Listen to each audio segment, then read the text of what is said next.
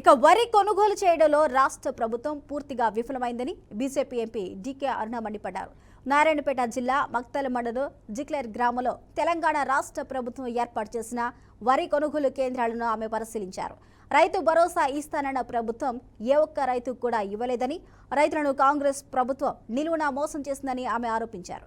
ఎన్నికల ముందు ఇచ్చిన హామీల్లో ఏ ఒక్క హామీ సరిగ్గా నెరవేర్చలేదని డీకే అరుణ విమర్శించారు. మీది రైతుల పక్షపాత ప్రభుత్వం కాదని, రైతులను నిలువున ముంచిన ప్రభుత్వమని ఘాటుగా వ్యాఖ్యానించారు.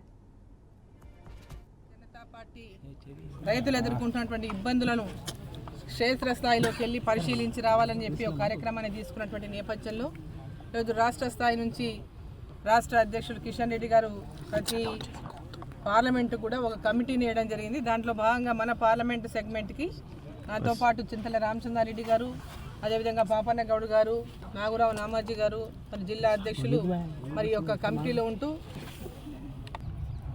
రైతు భరోసా, రైతు బంధు తీసి రైతు భరోసా 15,000 ఇస్తాం మేము ఎకరాకి సంవత్సరానికి అని చెప్పి ఇప్పటిదాకా ఏ ఒక్క రైతుకు రైతు భరోసా ఇవ్వలేదు.